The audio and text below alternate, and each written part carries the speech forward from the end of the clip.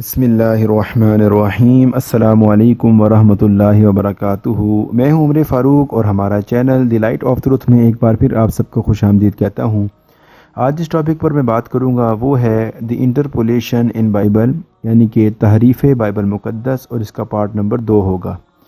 تو ناظرین کرام، اپنے ویڈیو کو شروع کرنے سے پہلے میں آپ احباب سے گزارش کرتا ہوں کہ جو احباب ہمارے چینل پر نئے ہیں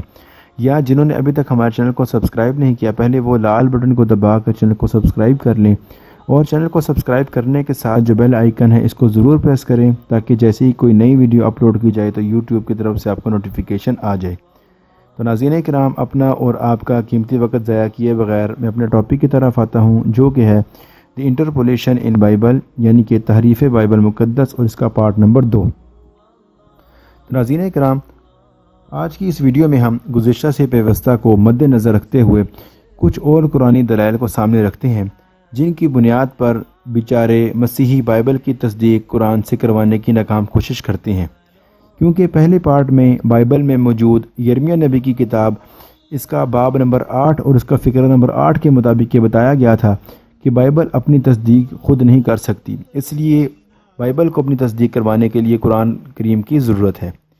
قرآن پاک بھلا اپنے سے پہلے کی گم شدہ تورات اور گم شدہ ناپید عیسیٰ علیہ السلام پر نازل انجیل، جس کا مسیح خود بھی انکار کرتے ہیں، اس کی مکمل تعلیم، تحریر اور متن کا کس طرح سچا ہونے کا اقرار کر سکتا ہے، جبکہ وہ اللہ قادر مطلق سب جانتا ہے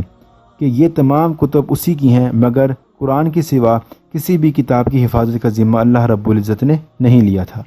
اللہ رب العزت کا یہ ازلی منصوبہ تھا کہ وہ بنی اسرائیل کو اپنی قوم بنائے گا، مگر اپنے کہے کے مطابق اگر تم رجوع نہیں لاؤ گے تو بادشاہی تم سے لے کر کسی اور کو دے دی جائے گی، جس پر یہود کی چیخیں نکل جاتی ہیں کہ خدا نہ کرے۔ ناظرین کرام، یہ دوسرے کون تھے؟ کیا بنی یہودا سے لے کر بنی لاوی یا بنی شمون یا بنی آشکار یا بنی افام کو دی جانی تھی؟ اگر ان کو دیے جانے کی بات ہوتی تو یہودیوں کی اس طرح چیخیں نہ نکلتی کہ خدا نہ کرے۔ یہ بنی اسرائیل سے لے کر اس کی بقیہ کو دی جانی تھی، جسے خدا نے آخری زمانے کے لیے بچا رکھا تھا۔ اس کا بقیہ جو کہ بنی اسماعیل تھا، جو ابراہیم کا وارث تھا، جو غیر محبوبہ کا مگر پہلوٹے کا حق رکھتا تھا،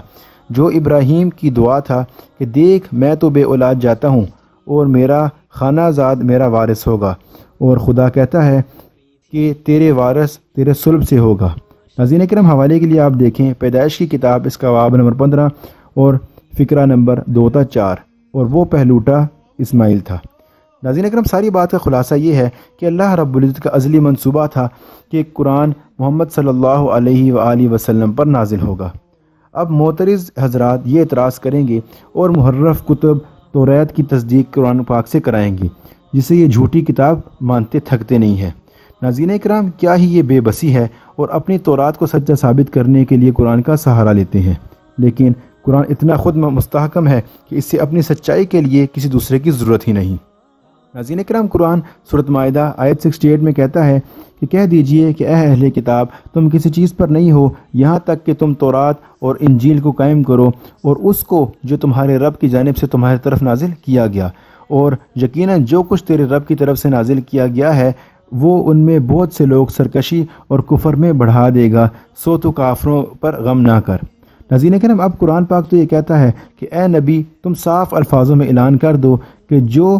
تمہاری طرف کتابیں لے کر آتے ہو، وہ تورات ہو، زبور ہو، انجیل ہو یا دیگر صحائف ہوں، وہ ہرگز اصل نہیں ہے، بلکہ وہ سب کچھ ملاوٹ شدہ ہے۔ وہ اصل دوسری سچی کتب تھیں جن کو قائم و رائج کرنے کا کہا گیا تھا، مگر ان کو بگاڑ دیا گیا، جیسا کہ یسوع نے کہا تھا کہ تم اپنی روایات سے کلام کو بگاڑتے ہو، اور جیسا کہ یرمیہ نبی نے بھی کہا تھا کہ دیکھ لکھنے والوں کے قلم نے بطالت پیدا کر دی ہے،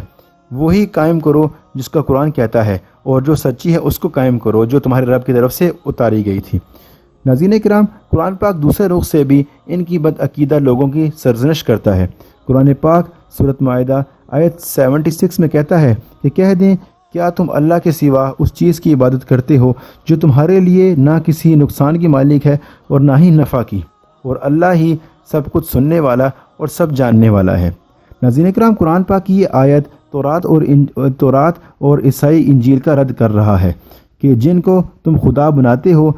اپنی کتب میں وہ کسی چیز کا نہ کوئی اختیار رکھتے ہیں اور نہ نقصان اور نہ کوئی نفع کا۔ اس کا صاف مطلب ہے کہ جب تمہارے باطل عقیدے کا رد قرآن کر رہا ہے تو اس باطل عقیدے والی تورات اور انجیل کا بھی رد ہی ہو گیا۔ اس کے علاوہ قرآن پاک سورۃ مائدہ آیت نمبر 116 میں کہتا ہے کہ جب اللہ تعالیٰ کہے گا کہ اے عیسیٰ بن مریم، کیا تو نے لوگوں سے کہا تھا کہ مجھے اور میری ماں کو اللہ کے سوا دو معبود بنا لو، تو وہ کہیں گے کہ تو پاک ہے، میرے لیے بنتا ہی نہیں کہ میں وہ بات کہوں جس کا مجھے حق نہیں۔ اگر میں نے یہ بات کہی تھی تو یقیناً تو نے اسے جان لیا، تو جانتا ہے جو میرے نفس میں ہے اور میں نہیں جانتا جو تیرے نفس میں ہے، اور یقیناً تو ہی سب چھپی باتوں کو جاننے والا ہے۔ اس کے علاوہ ناظرین کرام، قرآن پاک سورۃ مائدہ آیت نمبر 17 میں کہتا ہے کہ یقیناً کفر کیا ان لوگوں نے جنہوں نے کہا کہ مسیح ابن مریم ہی خدا ہے۔ یہ بھی اس باطل دعوے کا رد ہے کہ تورات اور انجیل اگر درست ہوتیں تو اللہ تعالیٰ اس صحیح عقیدے کا رد نہ کرتا۔ اس کے علاوہ قرآن پاک کی سورۃ مائدہ آیت نمبر 77 میں قرآن کہتا ہے کہ کہہ دیں اے اہل کتاب، اپنے دین میں ناحق حد سے نہ بڑھو اور اس قوم کی خواہشوں کے پیچھے مت چلو جو اس سے پہلے گمراہ ہو چکے، اور انہوں نے بہت سے لوگوں کو گمراہ کیا اور وہ سیدھے راستے سے بھٹک گئے۔ ناظرین کرام، اس آیت میں یہ خاص درس ہے کہ اپنے دین میں پہلے سے والے لوگوں کی طرح بت پرستی، غیر اقوام کے عقائد، تثلیث، صلیب، جو کہ عیسائیت سے قبل بھی رومن میں، یونانیوں میں، فارس میں رائج تھے، ان کو مت بڑھاؤ۔ عشائر بانی کی رسومات بھی بت پرست کرتے تھے اور تثلیث بھی مانتے تھے۔ اور جب یسوع مسیح کے دین کو بگاڑ کر پولوس نے تباہ کرنا چاہا تو یروشلم میں اس کی دال نہیں گلی، تو اس نے روم، کرنتھ، گلتیوں وغیرہ کو راہ پر لگایا۔ اور اگر شاہ قسطنطین اپنی مجبوری کی وجہ سے پولوسی مسیحی نہ ہوتا تو پولوسیت کے بجائے یہودیت و مسیحیت دنیا میں رائج ہوتی۔ ناظرین کرام، یہ تو تھا قرآن پاک سے تورات کے خلاف زبردست رد اور صاف کہہ دینا کہ تمہارے پاس اس کی اصل نہیں ہے۔ تو ناظرین کرام، یہ تھی ہماری آج کی ویڈیو۔ اگر آپ کو ہماری ویڈیو پسند آئے تو آپ ہماری ویڈیو کو ضرور لائک کریں، اور ویڈیو کو لائک کرنے کے ساتھ اپنے احباب سے بھی شیئر کیا کیجیے تاکہ انہیں بھی اس بات کا علم ہو سکے۔ اور اگر ابھی تک آپ نے ہمارے چینل کو سبسکرائب نہیں کیا تو آپ ہمارے چینل کو ضرور سبسکرائب کریں، اور چینل کو سبسکرائب کرنے کے ساتھ جو بیل آئیکن ہے اس کو ضرور پریس کریں تاکہ جیسے ہی کوئی نئی ویڈیو اپلوڈ کی جائے تو یوٹیوب کی طرف سے آپ کو نوٹیفیکیشن آ جائے۔ اگلی ویڈیو تک کے لیے میں آپ سے اجازت چاہتا ہوں۔ السلام علیکم ورحمۃ اللہ وبرکاتہ۔